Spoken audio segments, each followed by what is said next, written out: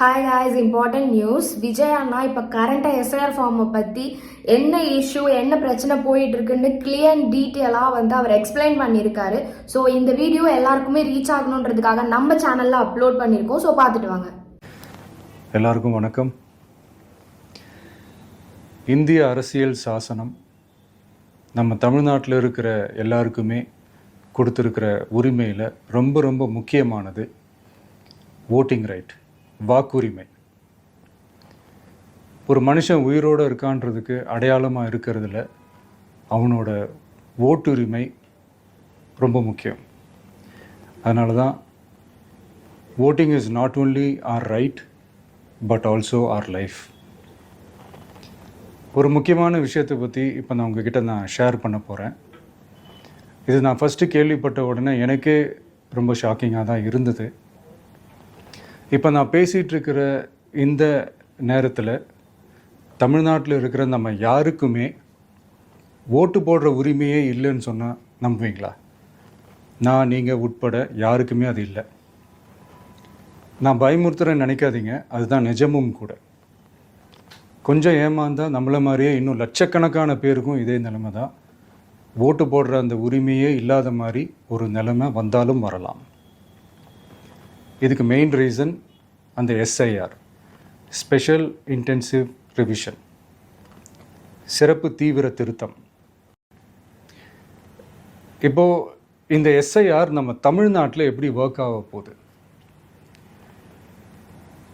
கடந்த ஜனவரி மாதம் எடுத்த அந்த கணக்கெடுப்பில் 6,36,00,000 வாக்காளர்கள் நம்ம தமிழ்நாட்டில் இருக்கிறாங்க. ஆனால் அவங்க யாருக்குமே இந்த ஓட்டு போடுற உரிமையே இல்லை. அந்த பிஎல்ஓன்னு சொல்லுவாங்க, பூத் லெவல் ஆஃபீஸர்ஸ், வாக்குச்சாவடி நிலை அலுவலர். அவங்க தான் வீடு வீடாக போய் அந்த ஃபார்மை கொடுப்பாங்க. அதை நம்ம ஃபில்அப் பண்ணி கொடுக்கணும். அதை தேர்தல் ஆணையம் அதை எடுத்துகிட்டு போய் அதை ஸ்க்ரூட்டினைஸ் பண்ணி அது எல்லாமே கரெக்டாக இருக்கான்னு செக் பண்ணி பார்த்ததுக்கப்புறம் அந்த வாக்காளர் பட்டியலை வெளியிடுவாங்க. அந்த வாக்காளர் பட்டியலில் நம்ம பேர் இருக்கணும், அப்போ தான் நம்மளால் ஓட்டு போட முடியும். அந்த புது பட்டியல் வர்ற வரைக்கும் நம்ம வாக்காளர்களான்றது அது உறுதியே செய்ய முடியாது. இன்கேஸ் அந்த புது பட்டியலில் நம்ம பேர் இல்லைன்னா அது ஒரு தனி ப்ராசஸ், அது ஒரு தனி ஃபார்ம், அது ஒரு தனி கிளைம்ன்ற மாதிரி அது ஒரு வேறு வேலை. ஸோ இந்த மாதிரி நிறைய சிரமங்கள், குழப்பங்கள் இருக்கிறதுனால மக்களுக்கு இது மேலே ஒரு கன்ஃபியூஷன் ஒன்று இருக்குது. இது என்ன வெரிஃபிகேஷனா இல்லை ஒரு மறைமுக ரீரெஜிஸ்ட்ரேஷனா இல்லை இது ஒரு நியூ ரெஜிஸ்ட்ரேஷன் மாதிரியே தானா அப்படின்ற மாதிரி நிறைய கன்ஃபியூஷன் இருக்குது. அவங்க செய்ய வேண்டியதெல்லாம் ஒன்று தான். இந்த மாதிரி வீடு வீடாக போய் அந்த என்யூமரேஷன் ஃபார்ம் நம்ம ஃபில்அப் பண்ணி கொடுக்கும்போது அதுக்கான அக்னாலேஜ்மெண்ட்டை அந்த பிஎல்ஓ, அந்த ஆஃபீஸர்கிட்ட இருந்து நீங்கள் வாங்கிக்கணும். அது ரொம்ப ரொம்ப முக்கியம். இது நான் சொல்கிறது வாக்காளர் பட்டியலில் ஆல்ரெடி உங்கள் பேர் இருக்கிறவங்களுக்கு நான் சொல்கிறேன். இப்போ புது வாக்காளர்கள், ஃபஸ்ட் டைம் ஓட்டர்ஸ், அவங்களுக்கு ஃபார்ம் 6ன்னு ஒன்று இருக்குது.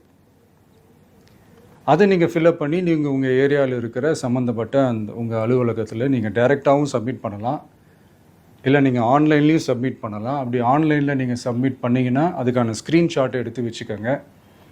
ஃபோனில் மெசேஜ் வரும், அதை சேவ் பண்ணி வச்சுக்கோங்க. அப்ராடில் இருக்கிறவங்க கூட அந்த எஸ்ஐஆர் ஃபார்மை டவுன்லோட் பண்ணி நீங்கள் அதை ஃபில்அப் பண்ணி சப்மிட் பண்ணலாம். அதுக்கான அக்னாலேஜ்மெண்ட்டை வாங்கி வச்சுக்கோங்க. ரொம்ப முக்கியமாக உங்களோட பிஎல்ஓ, அந்த ஆஃபீஸர் யாருன்னு தெரிஞ்சு வச்சுக்கோங்க. இந்த தேர்தல் ஆணையம் அந்த வெப்சைட்டில் போனீங்கன்னா அந்த பர்டிகுலர் பிஎல்ஓ ஆஃபீஸரோட ஃபோன் நம்பர் கூட நீங்கள் எடுத்து வச்சுக்கலாம்.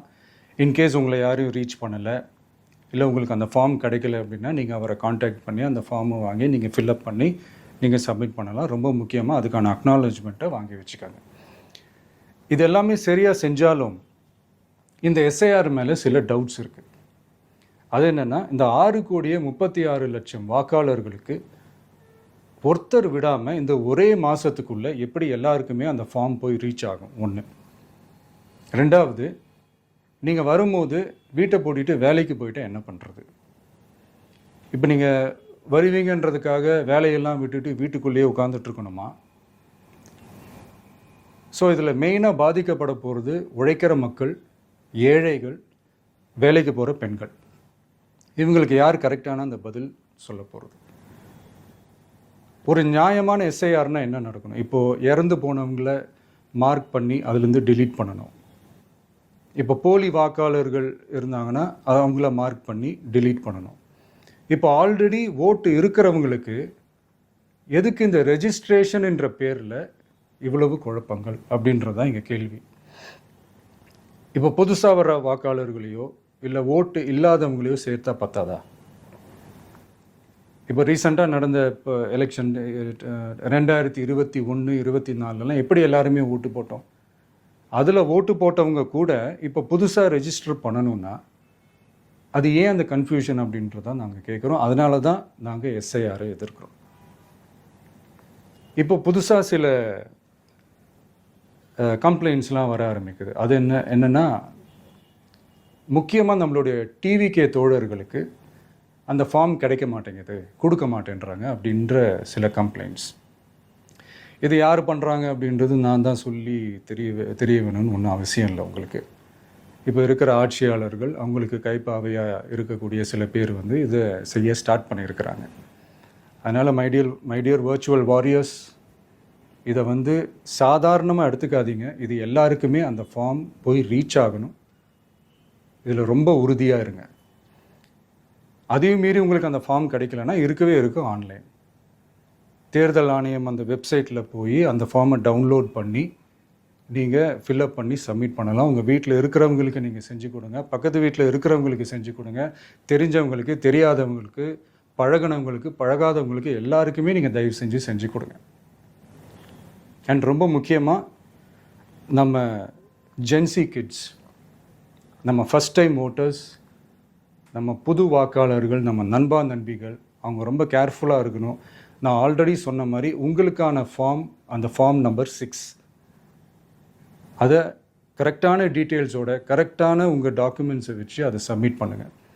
ஏன்னா வரப்போகிற தேர்தலில் நீங்கள் தான், அந்த ஜென்சி வாக்காளர்கள் தான் மிக முக்கியமான ஒரு ஃபோர்ஸ் அப்படின்றது எல்லாருக்குமே தெரிஞ்ச ஒரு விஷயம். அதனால் உங்களை டிஸ்டர்ப் பண்ணுறதுக்கு, உங்கள் பேரை அதில் இன்க்ளூட் பண்ணாமல் செய்கிறதுக்கு என்னென்ன வேலைகள் செய்யணுமோ, என்னென்ன தில்லுமுள்ளு வேலைகள் செய்யணுமோ எல்லாமே அவங்க செய்வாங்க. இது நமக்கு எல்லா திசையிலையும் எல்லா பிரச்சனைகள் கொடுத்துட்டு தானே இருக்கிறாங்க. அது டிஃபால்ட்டாக நடந்துட்டு தான் இருக்கும். அது ஒன்றும் பண்ண முடியாது. ஸோ அந்த மாதிரி ஓட்டு போடுற விஷயத்துலேயும் அவங்க என்ன உத்தரமராக மாறவா போகிறாங்க? இப்போ நான் சில மீட்டிங்ஸ்லலாம் ரிப்பீட்டடாக ஒரு விஷயம் நான் சொல்கிறேன்ல, 2 பேருக்கு நடுவில் தான் போட்டி அப்படின்ட்டு. அது மேடைக்கு மேடை அவங்க அதை ப்ரூவ் பண்ணிகிட்டு இருக்கிறாங்க. அதனால் தோழர்களே, வரப்போகிற தேர்தலில் நம்ம யாருன்னு காட்டணும், நம்ம பலம் என்னன்னு காட்டணும். அதுக்காக அந்த பலமான, அந்த பவர்ஃபுல்லான ஆயுதத்தை நம்ம கையில் எடுக்கணும். அந்த ஆயுதம் வேறு எதுவுமே இல்லை, ஓட்டு, வாக்கு, ஜனநாயகம். அது இருந்தால் தான் நம்ம அந்த வெற்றியை நோக்கியே நம்மளால் பயணிக்க முடியும். தமிழ்நாடே அந்த வாக்குச்சாவடி முன்னாடி திரண்டு நிற்கணும். அதை பார்த்துட்டு தமிழ்நாடே தமிழக வெற்றி கழகமா இல்லை தமிழக வெற்றி கழகம் தான் தமிழ்நாடா அப்படின்ற மாதிரி இருக்கணும். வீடுன்னு ஒன்று இருந்தால் தான் ஓடு மாற்ற முடியும்னு அறிஞர் அண்ணா அவர்கள் சொல்லியிருக்கிறாங்க. அந்த மாதிரி ஓட்டுன்னு ஒன்று இருந்தால் தான் இந்த நாட்டையே காப்பாற்ற முடியும். அப்புறம் இன்னொரு முக்கியமான விஷயம், அந்த எனிமரேஷன் ஃபார்ம் நீங்கள் ஆன்லைனில் நீங்கள் ஃபில்அப் பண்ணும்போது அதில் ஒரு சில ப்ராப்ளம்ஸ் வர்றதுக்கு வாய்ப்பு இருக்குது. அது உங்களுடைய ஓட்டர் ஐடியில் இருக்கிற உங்கள் பேரும் ஆதார் கார்டில் இருக்கிற பேரும் அந்த ஸ்பெல்லிங், இனிஷியல்ஸ் எல்லாமே ஒரே மாதிரி இருந்தால் தான் அது அக்செப்ட் ஆகும், இல்லைன்னா அக்செப்ட் ஆகாது. அது கொஞ்சம் கேர்ஃபுல்லாக பண்ணுங்கள். அது கொஞ்சம் யூசர் ஃப்ரெண்ட்லியாக இருக்கலாமேன்னு கேட்டதுக்கு அதெல்லாம் முடியாது, அதுக்கெல்லாம் வாய்ப்பு இல்லை, அதுக்கெல்லாம் ஆளுங்க இல்லை, பண்ண முடியாதுன்னு ரிப்ளை பண்ணிட்டாங்க. ஸோ அதனால் மைடியர் டிவிகே தோழர்களே, மைடியர் ஜென்சி படை பலமே, உஷாராக இருங்க, கான்ஃபிடெண்ட்டாக இருங்க. நல்லதே நடக்கும், வெற்றி நிச்சயம்.